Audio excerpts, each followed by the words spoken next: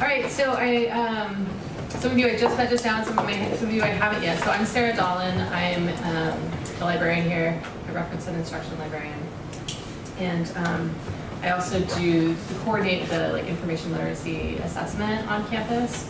As we did the recent campus-wide assessment, looking at how students are doing with critical thinking and information literacy, the analysis evaluation of sources was really where students came out the lowest.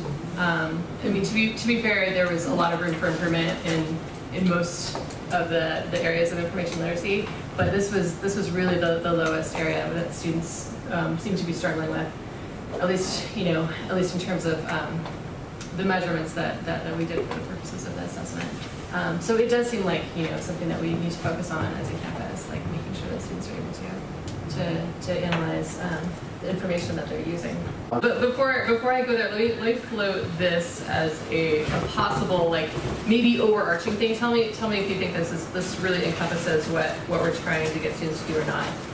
Just trying to be general and thinking about all contexts. We want students to use appropriate sources of information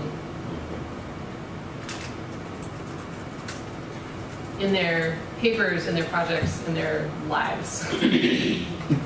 Right? How does that sound to folks? Does that encompass most of what we've been talking about? It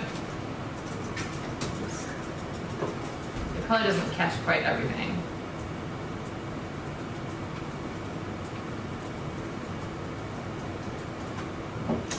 Yeah, I think we have a process for doing that. That's the end goal. But exactly. That they have some kind of set of steps that they can apply when they encounter some new information. Right. Yeah. So that's okay. Yeah. Exactly. So if that's the end goal, then I think a lot of what we've talked about are sort of components of that, right? Things that students need to know or be able to do that gets them there. But it's also the actual reading of the papers. Maybe that's embedded in what you're thinking, but it's that process of reading it and finding those elements, whether you've given them questions ahead of time, these are the sort of things to look for, or not. Are they able to read it twice and really pull out something, or do they just read it at least twice? Yeah, or is it just kind of a blind reading? They probably should be reading in 3-4 times if they're actually going to analyze something. Right. Yeah, definitely. Okay. Maybe there's a sign. Okay, cool. All right, so I did want to, that seems like a relatively reasonable thing to be able to ask for, right? Because that's something that we can see evidence of, right? We can know whether or not students are doing that using appropriate sources of information in their papers or projects, not their lives necessarily, but at least in their papers or projects. And hopefully that gets at some of what we're talking about. So getting back to what Ned said, that was exactly what I wanted to talk about, was the difference between the words analyze and evaluate. And you notice that the workshop today, the term analyze is what's used. But I mean, these are certainly related concepts, and Ned sort of gave us his take on how they differ in his mind. I'm curious if anybody had anything to add to that, how you see that being different in a different context. Yeah. I see evaluation as a particular kind of analysis. For me, analysis is a general term that means break things up and use some kind of lens to make sense of the pieces once you've broken it up. When you're evaluating, you're using a criteria-oriented or an evaluation-oriented lens. So that's my, I would call analyze the more general term and evaluate a subcategory of analysis. Yeah, interesting. Okay, cool. Any other takes on? Well, when I had this textbook running analytically, they gave the students a number of different approaches for doing discovery analysis, which I think, is helpful when you're, even if it's not a written document that you're looking at, Mm-hmm. but especially if it's something written. Yeah, okay. So discovery, they were calling it specifically discovery. No, I just, Oh, that's I your- call it that. They didn't have any definitions at all. Oh, right. That is so weird, because that's what the whole I thing is know. about. Yeah. Yeah. Any other thoughts on that? I'm appreciating it because I hadn't really thought about it. Right. That's why I'm here. Yeah. Yeah, well, I had a couple thoughts on that. And one was, so my thought on evaluate was really similar to what you just said, Nelson, was that it's like sort of criteria based, right? Like I picture this as like this checklist. And in this context, you know, like students are using this checklist to determine whether the source that they're looking at is, I put scholarly on this slide, but really appropriate, you know, because that might be different for different contexts. But for a scholarly source for interest, for example, you might have a checklist of what criteria a source might need to make it qualify. Whereas analyze, I was thinking of as almost like going a little bit deeper and sort of, you know, engaging critical thinking to like determine what kind of information is appropriate for a particular task. That sounds like evaluate to me. Does it? Yeah. Because appropriate is an evaluative term. Yeah. Right. So Well, you apply criteria to determine if something is evaluated, Yeah. is appropriate. I guess where I saw it being different is that maybe the criteria are not externally supplied. Mm. So the criteria would have to be what the student came up with themselves in some way. Yeah, but Ned, how does that fit in with your discovery analysis? Does that seem different or? Well, I think I agree with Nelson about appropriate being an evaluative term. Uh-huh. But yeah, critical thinking skills, that includes things like I said, synthesis, which Yeah. strictly speaking is an analysis, but it's just as important. How can we change this to like more accurately meet what you all are thinking of as being analysis? I'm wondering if it'd be helpful to put the word synthesis in clause so that we're differentiating the two, because I think I integrate those. Well, that would you see that as being a third term? I would. Yeah. But I think we're kind of tossing around all of these in these activities that we're doing. And the other one that I'm thinking of is the application, the idea of like applying your research or recognizing we've read these set of articles and now we read this one, applying what we learned from those other ones to this one, which then critically evaluate it because we just learned this. Now how do we evaluate that? Drawing conclusions. So I'm drawing conclusions, I'm synthesizing, I obviously I use the word evaluate, but am I actually synthesizing? Because I'm Yeah. making them look at two different Well, things. when you draw conclusions, a lot of times you are synthesizing. Okay, so in synthesis, we're making ideas. Students are making connections. Yeah. Mhm.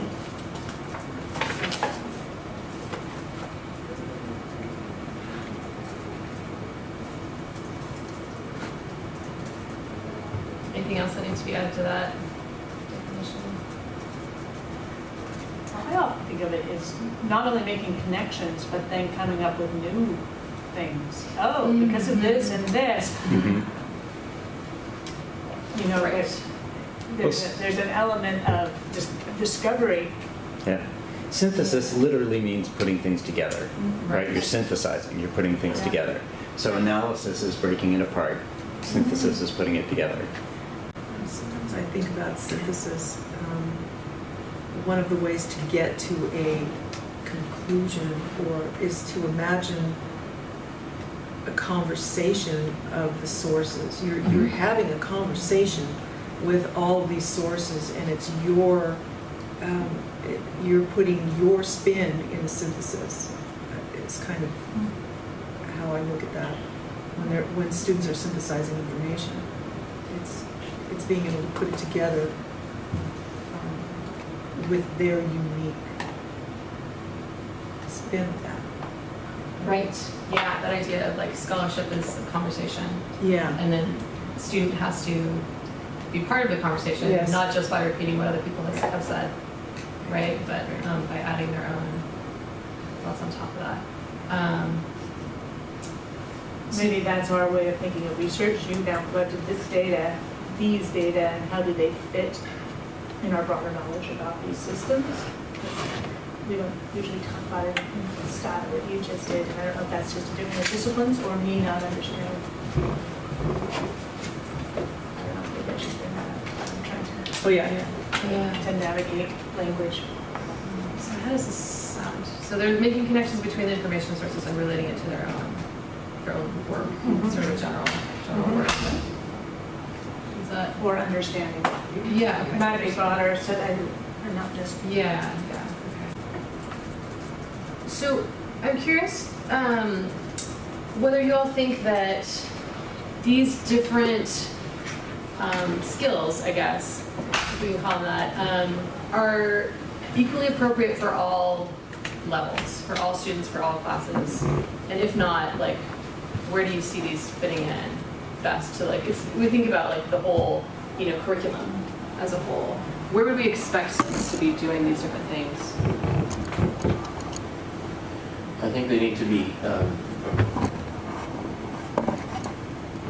exposed to them in the very freshman month, Okay.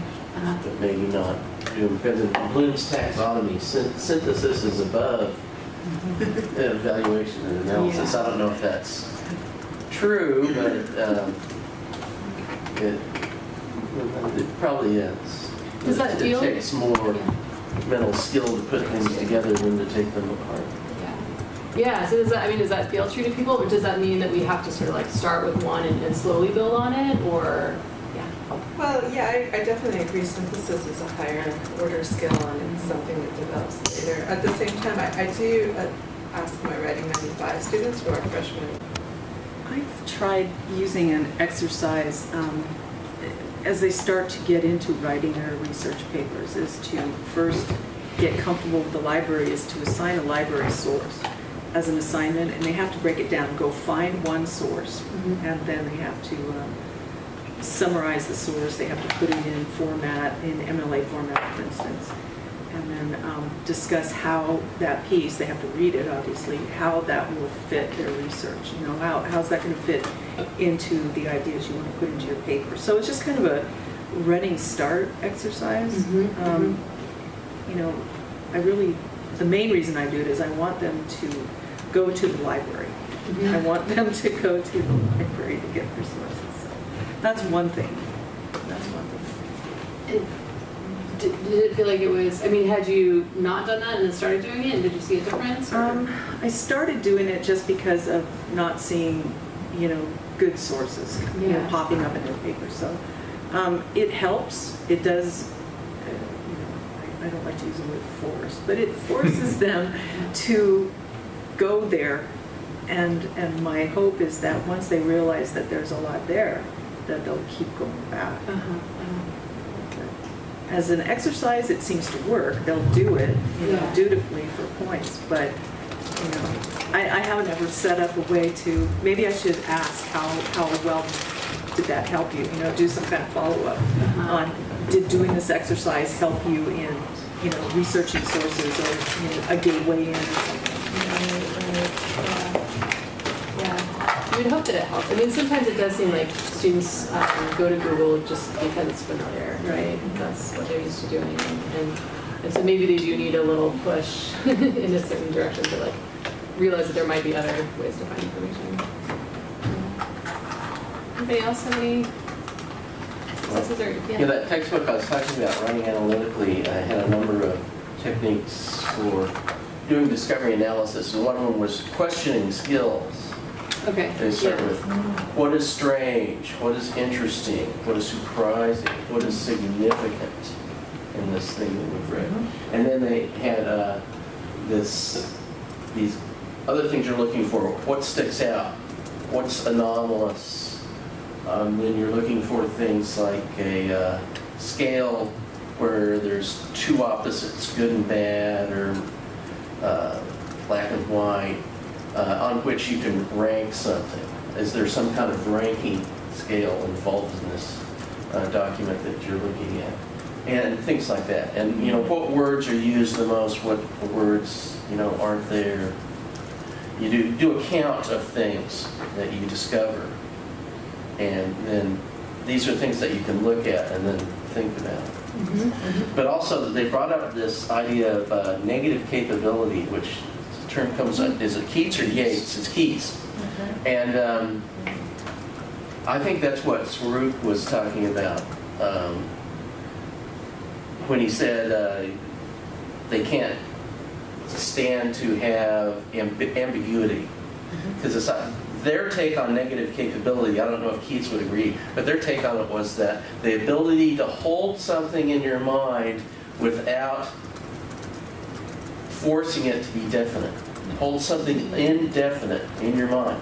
Because they say that's what you have to do if you're going to do analysis, is you start with a situation where you don't understand everything, you don't know, you don't have everything categorized, you haven't decided, you have this open mind, and that's kind of hard for students. That's kind of scary for students. You start with kind of nothing, and you have to resist. It's a matter of resisting, jumping to conclusions until after you've done your analysis. Yeah. Three here. So this is sort of what I often use as my general set of criteria for a scholarly source. It's written by scholars, it's written for scholars, and that point always needs to be emphasized to students. Because sometimes the answer I get most commonly is who's the audience for a scholarly source? They say students. Students. Yeah. Right. Like a textbook or something, yeah. Right, because they are reading them, yes. But number three, published following a structure accepted by the discipline. So that, this is where there's sort of some leeway there, right? Because different disciplines are going to have different criteria within them for what that looks like. And for some disciplines, like if it's not peer reviewed, it's not going to be scholarly. But I don't think we can say peer reviewed is going to be the norm for like every single. Right, I understand that, I'm just trying to understand what the other. Yeah, and then within that third point, we can also talk about, what does this look like? Like what you're always going to see sources cited, for example. So like if you see something that doesn't have that, that's a red flag. And then finally, usually, and this is potentially debatable, but they would have the intent to convey new information. I think there are probably articles that are primarily review, but usually we're talking about things that are intended to convey new information. But even the reviews are intended to convey new information. To do a synthesis in a way that hasn't been done before. Yes, I think that's me. Yeah. Okay, so then what did you guys come up with in your groups for why you're being asked to find scholarly sources? We didn't get that far. Hung up, did anybody get that far? No. Okay, well, Making scholars your students. So what, thinking about, so you're thinking about yourself as a student, like we're imagining that we're students. Not all my students intend to become scholars. They all do? I said they do not. Oh, they do not, that's right. Okay, right. So, But so why, if they're not intending to become scholars, why should they find scholarly sources? Well, it's the validity issue, right? I mean, it's Right. that in the academic way of thinking, the hallmark of validity is peer review, is scholarly sources. Yeah. So, Okay. Yeah, I think this is the reason I bring this up with students is that sometimes, I think they can see these things as arbitrary, as an arbitrary like hoop that they have to jump through. This is part of my assignment. If I want to get full points, I have to find scholarly stuff, but not really understand what, why. So I've summarized it just as, standards within academic coursework. And this, Sorry, go ahead. And this is an interesting part to contrast with the next lesson I'm going to show you, which I think goes a little bit more into this concept. So this is a very cursory dealing with that. So maybe you're going to get to this in your next lesson, but I wonder if another way of thinking about this is because you're being asked to enter a scholarly conversation. Yeah, that would definitely be another way of And you can phrasing that. only You can only enter that conversation if you've actually listened to the people who are already in that conversation. Right. Yeah, I like that. Definitely. And then finally, we don't need to really get into this, but that's where I would go next with students is how can I find these things? And hopefully the first part has set them up for like, you know, not just me getting up and being like, here's this database, like here's how you find scholarly sources, but like hopefully, you know, set them up for a little bit of understanding and contextualization and why are we doing this? I'd like to add to the one about the last one, is that for sort of pre-med students, I say, do you really want to have a doctor who has never read the literature and evaluated whether that drug is going to do this or this machine is going to do that, and just taken it because the person came and smiled and gave them some free pencils? Trip to Hawaii. And a trip to Hawaii and some golf at a fancy place and Pebble Beach and whatever, Right. you know? And so don't you want, so if you want to be one of those people, don't you want to be the doctor that people are going to go to? Yeah, Yeah. for sure. Okay, so before we move on, like this is just like, you know, the portion of like a class period where we're sort of getting into evaluating sources. And you can see that this was really, I mean, would you agree that this is more of like the checklist model to sort of evaluate? We've got these, I mean, even though we're coming up with it as a brainstorm, like it's still like, you know, this somewhat external checklist that students are using to apply, hopefully, to determine whether a source meets the particular criteria. So what are, I mean, I'm curious to hear just like what you think are the, you know, advantages or disadvantages to doing it like this. Are there certain situations in which this would be appropriate, more or less appropriate, this kind of approach of just looking at evaluation?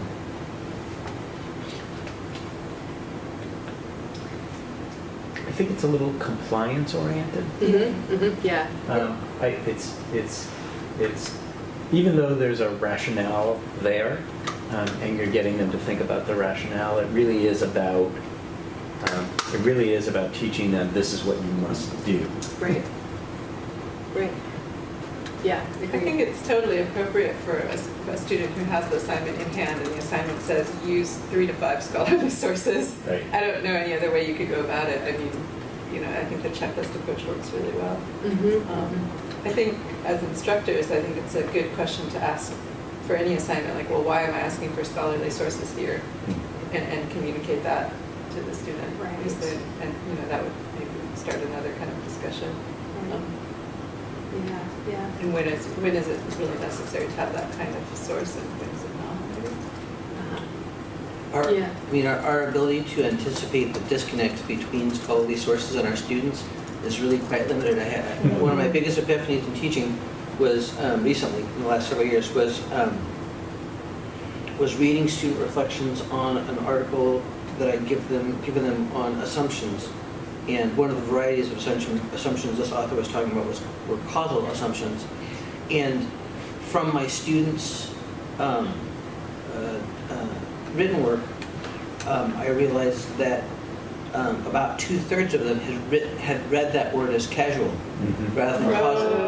Of course, they've got the neurons for casual, and they don't have the neurons for causal, and it's you only flip 2 letters. And of course, they got a totally different take on the author's meaning because of that. And so, and I suggested that, you know, when they're out there in the scholarly literature, that's really challenging for them to read. Those disconnects are rampant, and it's very hard for us to anticipate them. Yeah, I run into a problem if a student's doing research on a topic and they try to use a source they don't understand. Because some of these scholarly sources are just right over their head. And they're better off using an authoritative source that they understand than some scholarly source that they don't. Yeah, and that's you know, that's a really interesting point. You know, at what level are we expecting students to do this and do this exclusively, and how are we scaffolding their ability to read and understand scholarly I just did articles? Powell for in a class. We just did, you know, chapter 1, and so of course it was out of this world. But what I did is broke it down, and each group assessed and discussed and broke it down, and then brought it back to the class. You know, in other words, kind of translating the concepts into, studentese. And it worked okay. I mean, it's still a little, there's still a little spinning going on, but at least they're getting something. I was scared to death, let me tell you, of putting that out there, because I thought this is just going to be the biggest bomb ever. And what is it? Paulo Freire, the Pedagogy of the Oppressed. Oh, okay. And yeah, Part of the problem, of course, is that he wrote in Portuguese and it's translated into English, yeah. And it's the fault of the translator. Well, but it's also, even in the introduction, we kind of ease it in, through the introduction and the preface, and still it's but once you get in there. But, equating that to Shakespeare, you don't get Shakespeare right away. It takes a while to get used to the rhythm of the language, and how do you break it down. So I think it's patience with that, and when they learn to do that and know that they don't have to read it every single word, it's the concept, it gives them a little more confidence. I'm hoping. We'll see what happens as we go into them applying some of the principles into their projects. I just wanted to mention one of the advantages in my mind of this approach, which is not super compelling, but it's easy. It is easy for me as the instructor, and it is easy for students to wrap their heads around. So I, sort of informally collect feedback at the end of almost every class that I teach, just by having students do a quick online survey, and the main question I ask is what was the most useful part of today's session. And it's so funny to me, the stuff that I get back on that, it'll be the most useful thing that they identify will be the most tangential, small, tiny little thing that I just mentioned in passing about Google Scholar or something else. Nobody has ever identified being able to analyze a source or something like that. So it can be quite hard to really figure out what students are getting out of things. But I do sometimes get some positive feedback about okay, now I understand how to identify a scholarly source. So it's almost like they can easily wrap their heads around this idea of there's a checklist. Now at least I feel somewhat confident that I can look at something and see whether or not it meets these criteria, right? Okay, so this is the other lesson that I wanted to put out there. This is something that I just did recently. SBS 245 is entitled Native American Societies, and it's Area D2, so that's U.S. History and Democratic Participation. And they do have information literacy as one of the outcomes of that class. And so I had hoped to go a little bit farther, a little bit away from evaluation in this class and a little bit farther towards analysis. And keep in mind that when I say that I'm teaching this class, it means I'm going in for one single class session and doing a 2-hour workshop with a class, right? I do not have this class for a semester. Okay, so again, well, actually, let me go back for a sec. So students, here with students again, right? I'll get you back again in student mind frame. How many of you watched the Super Bowl on Sunday? A few people? Okay. Yeah, that's okay. Actually, surprisingly, that was sort of the percentage of students who were planning on watching the Super Bowl as well. Okay, so when, and even if you didn't, let's pretend you were going to. How did you find out what time it was going to start? Online. Okay, online. Where specifically did you go? So if you Google time, what came up? What different things came up? I don't remember. Okay. But were there multiple results? Yes. That you had to select among them? Yes. Yeah. I was worried about traffic after the game because I was going back in. So. Yeah. Okay. How about you? Did you also look online? Yeah, Marina, California TV, posting on Huffington Post. Okay. Yeah. So you decided that was a good source among the Also the different things that came newspaper, I out. get the newspaper. Yeah, actually, now that I recall, I actually did look it up for the same reason, the traffic, and I actually looked in the physical San Francisco Chronicle. I'm so old. It gets delivered to my house. Okay. Yeah. And I felt like that was probably a good source. Yeah. Because it was in the Bay Area.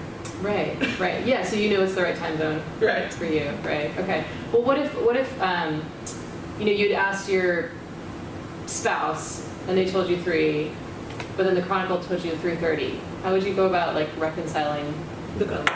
You would go with the, you would go there. And why? Why would you do that? That would be more up to date.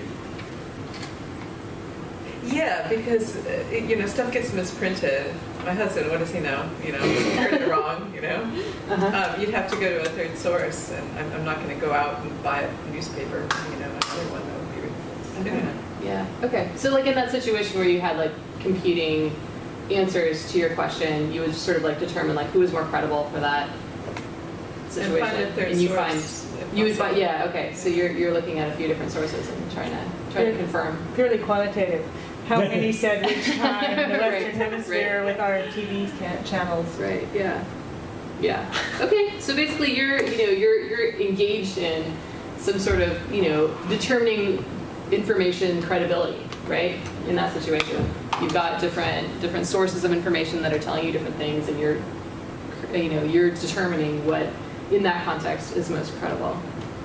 All right, so that's something that we do all the time, right? I mean, we evaluate, we evaluate or we analyze information. We take information sources to answer our different questions, and we have to determine for ourselves like what's sufficiently credible to answer my question. Okay, so what I want you to do is talk to the person or people sitting next to you and answer these 2 questions. How do you determine the credibility of information, and why does it matter? So I'm, both those things. Right. Point you in a certain direction. Curious to hear what you all came up with. How do you determine the credibility of information? It depends on the situation. Yeah, okay, say more about that. I'd say if you're trying to find the credibility of source of when the Super Bowl starts, you're not going to go to a peer-reviewed journal, right? Right. So it depends on what you're talking about. But the students are used to going online and looking up things like when the Super Bowl starts, so that's not something I have to teach them. Mm-hmm. Interesting. Okay, so why does this matter? Why does it matter how you determine the credibility of information? We were talking about even through our conversation, I came to how accurate the information matters, and sometimes it doesn't because it's just a point of curiosity. Right. Yeah. Okay. Yeah. Great. So sometimes we're going to take action based on this information. Like even like when are you going to turn on the television to watch the Super Bowl? When are you not going to be driving on the roads because of the traffic? You're going to take action based on that. Or something more important, like who are you going to vote for? You're taking that action based on information, and so that that's an example of where you want credible information, right? Or we were talking about, when do you get a medical procedure? Yeah. Right? Right. The information matters. Yeah. If you're making a decision about a medical procedure. Right. Yeah. So we make decisions based on information, and we also sometimes we try to make arguments or convince other people. And so we're going to come back to that a little bit later, because that's the idea of not just how I determine the credibility of information, but if I'm making an argument, what does my audience think? Who is my audience, and what is going to convince them? Well, I was thinking, how you can tell students, just using Nelson's example one back, was that it's important to evaluate the credibility. It's not just because it's assignment, and you're just supposed to find it and turn it in, and the box was checked on peer review, or the box wasn't checked on peer review, but it seems to be a pretty good source. I'm going to turn it in because it's due at 12 tonight. But actually it matters. Yeah, okay, You know so what I it mean? matters. Because they're doing this and they're Yeah. using it as this source versus this source. But if this person has no credibility and they're trying to attack this source, then it makes a difference in how you'd like the paper. But that goes back to Ned's context thing. It's totally contextual. It's not going to be important to them until it's important to them. So when they're publishing their first peer-reviewed journal article, their status will be on the line. It'll be important to them. But until either they're parents and they're worried about their kids, or they're middle-aged people and beginning to worry about their health, right? Because they sure as hell won't worry about it until then, right? Or they're in a social situation and their status is going to drop as a function of screwing up. It's not going to be important to them. Yeah, to my freshman students, just about every source is more credible than them. So they don't really understand One of the They need examples. to discriminate. One of the examples I give students, choose examples from their lives, right? So you have $10 that you can spend on a rap album. Who are you going to ask to recommend one? Me? Or your friend who has, who's a big rap fan? Right. Right? So that gets them into the thinking about, I do make decisions Right. about credibility of sources, And it matters. and it matters. And it matters. Right. Right. Yeah. Yeah, exactly. Yeah, Or and I That's which a good football idea. team are you gonna bet on? Right. right. Yeah. You gonna ask me? Yeah, so when I did this, I did get to some questions like that, but first I put up this statement. Authority is constructed and contextual. And again, I asked students to pair and talk about what that meant to them. Honestly, they didn't do very well. They didn't. They didn't understand. understand just Yeah. based on this phrase. But what does this mean to you guys? The kind Not- of stuff we've been talking about. Yeah, that's Yeah. exactly. that's exactly the Constructed and point I'm contextual. making. So what do you see a difference? What do you see the difference between the contextual part, which is I think a lot of what we've been talking about, and then the constructive part? What about the constructive part? Constructive is kind of validation in some ways. You're getting a stamp of approval in some ways from other people in the same. But that's exactly the the point, construction, right? Is there's a stamp, right? The fact that there's a stamp suggests that authority is not inherent, but somebody's got to stamp it. Yes. Constructive. Right. Yeah. Yeah. Right. So who creates authority? Like humans decide. Groups of people decide what constitutes authority in different situations. Right. Yeah. Yeah. So I don't totally know how I would do this again because it's just having them talk about it didn't really get there. But then I went into, what my thoughts about that were. Constructed different communities or different groups, they recognize different types of authority. So the example for this class is that if a question I have is how long have the Navajo people lived in northern Arizona? Who might speak to that question? Who might be able to? Who might have an answer to that question? Well, I think you get different approaches by the different communities that you go to. That's the purpose of the construction of that knowledge and whether they're considered valid. Well, you could go to Navajo elders. You could go to white historians. You could go to Native American historians. You could go to the ranchers. So I'm going to go to the DNA evidence. Right, the And I would say, if I anthropologist, look of at a course, tree, and I would say it is about 8,000 years. And then that's what I would use. But I agree that that's not going to be exactly the Native American Not elder. at They all, will yeah. say, for instance, Since the beginning of time. since the beginning of time, Of course, and that, which is the beginning of time yes. Which is longer. in their context. Yeah, which is longer than the 500 or 600 years that linguistic anthropologists would Well, say. Oh, right? because they were in New That York. depends on They're who's different than all the beginning other of Native time. Americans.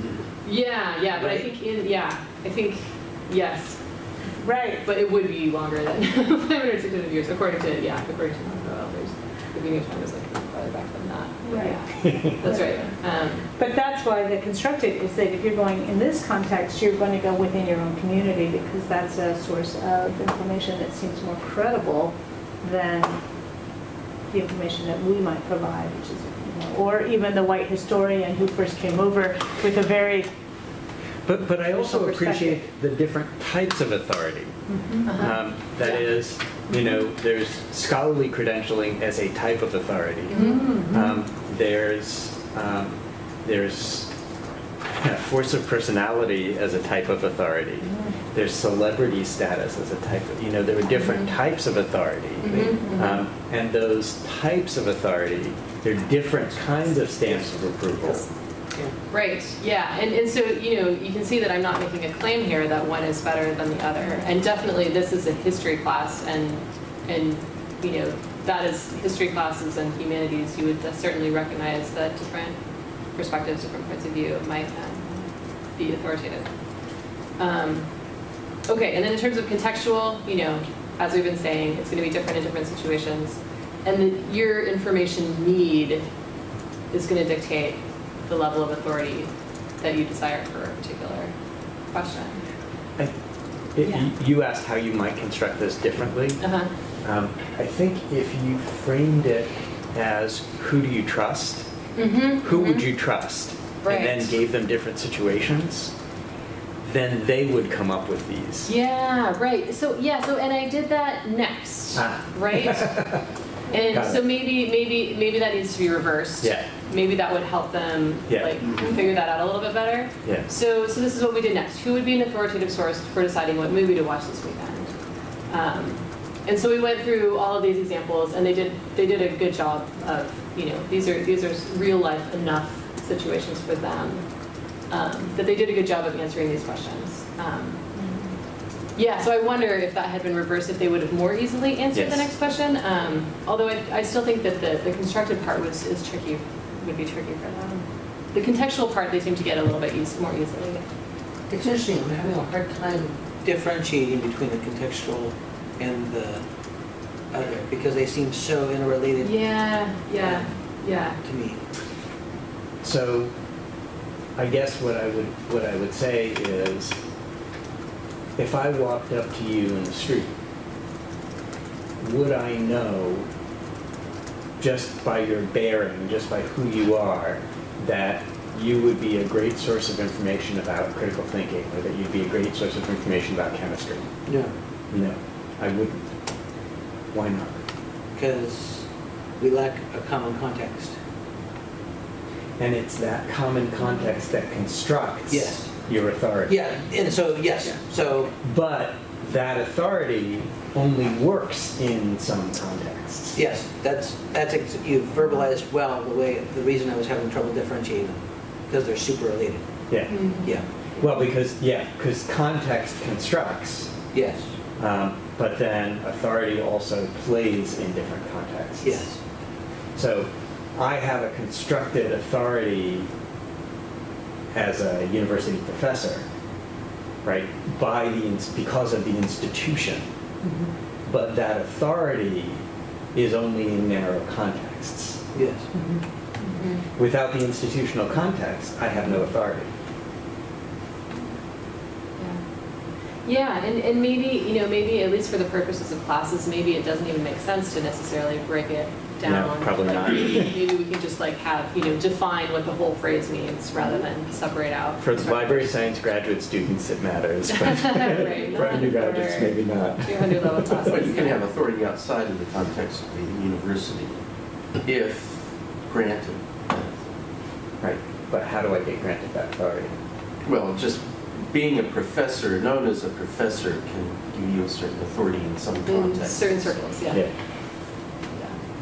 Okay, and so with these, I sort of tried to move from the first three are really more about decision making, right? I'm going to take an action, I'm going to make a decision based on this information, and then the last two I was trying to get more into convincing other people of things, making an argument for something for a particular audience. Because again, I think that's the only thing that helps bring it back to the classroom situation. Why would you care in a classroom situation?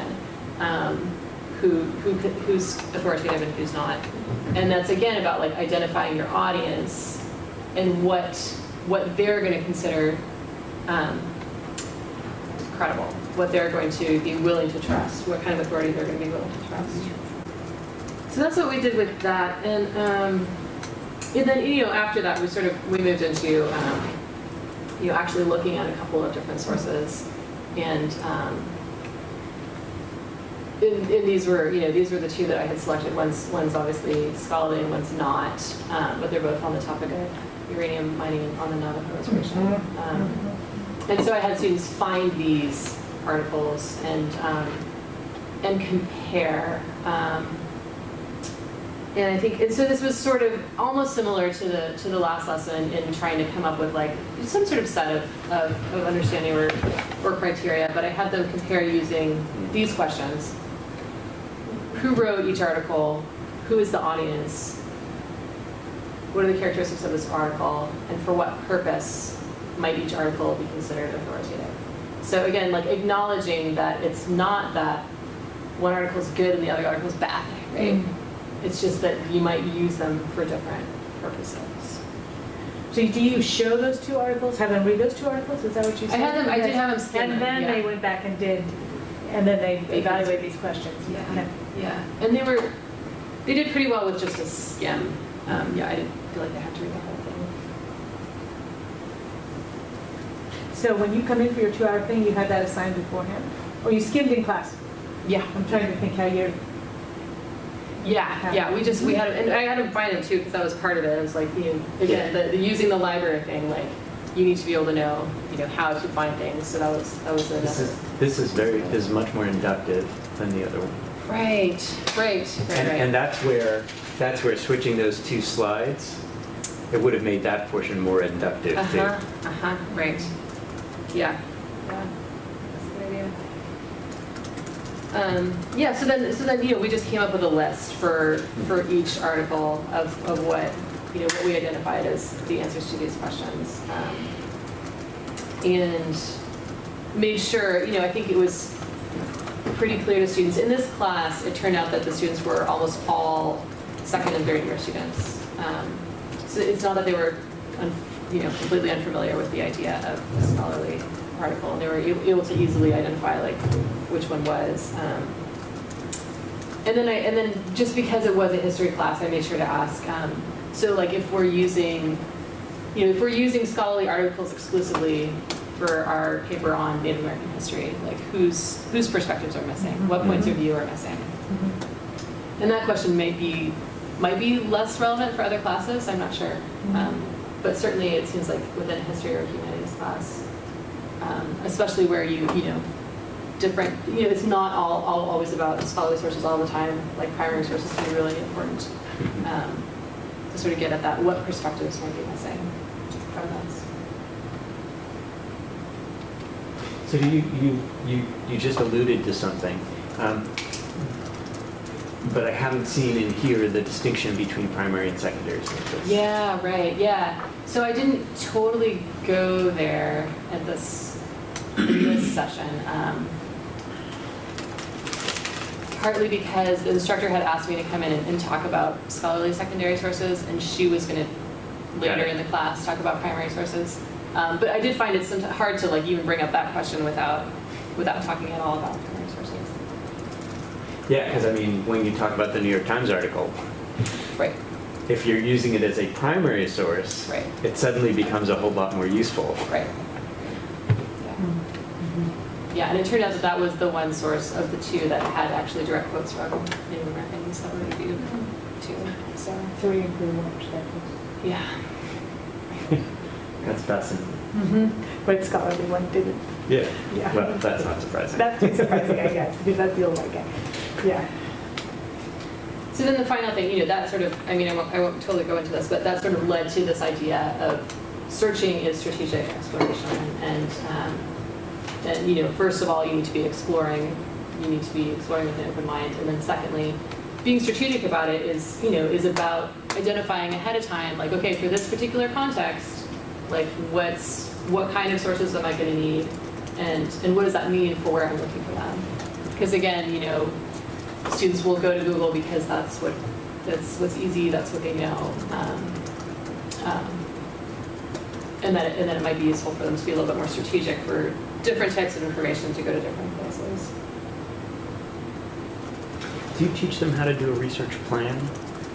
This is sort of getting at a research plan, but it's not an actual here's what I need to know, here's the kinds of sources that here's where I'll look for it. I have done that for some classes. I didn't do that for this particular one. Yeah.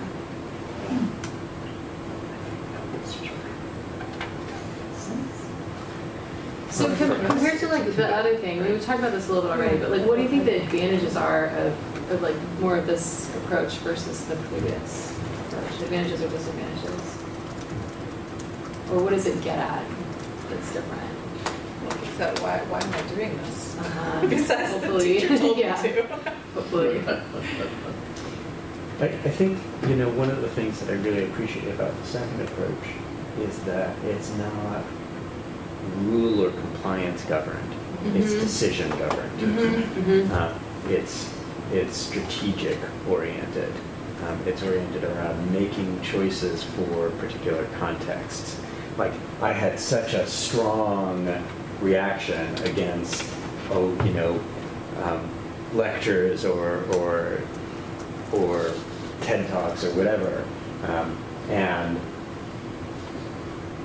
but that's for a particular context, and I wasn't thinking outside that context at all. I was just like, this is scholarly paper, you can't use that. But what's the, so I like this sort of thinking about context. When I teach rhetoric and teach ethos, which is credibility, that notion that credibility is different in different contexts comes up, and it's very important. And it's hard for students to get their head around. So that, is the constructed and contextual, is that a threshold concept in information science? Yeah. I also suspect it's easier for students to see themselves in this, and so just form a deeper personal connection to what's going on, which has to be a big help. Yeah, and I hope that that's true. And as I mentioned earlier, in the feedback that I get, like for this class, like, what was the most useful part of class today? Nobody mentioned like anything related to this. It was all about like, because after this, like I said, we go into searching and like, okay, let's figure out which databases to use, and here's how to use Google Scholar from off campus and all that. And like, students are just totally seem to like gravitate towards the very concrete takeaway concepts, and you sort of hope that the other stuff sinks in at some level, but it's hard to know. But it might be, if you came back to them a year later, that other things from the presentation would have gelled for them. Right. That in the moment, it's the really concrete, but at least those ideas get in there. Yeah, I think so.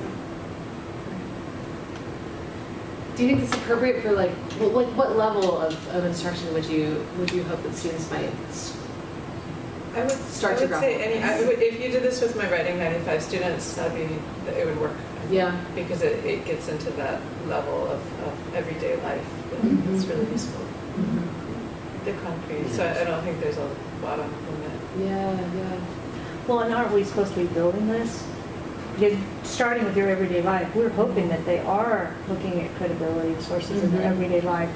Yes, our Thinking like fantasy is choosing who you're going to vote doing for, this every for day. example. Like we are, right? But point being that. I mean, we do want to get them to the scholarly part, and we're bringing that in slowly, but this is not just an academic discussion. I was being serious. I was, I was doing it tongue in cheek, but I was totally being serious. That, right? This is, according to us, this is why they're here. That's why they're here. We're hoping to impart lifelong learning about their whole lives, not just as biologists or historians.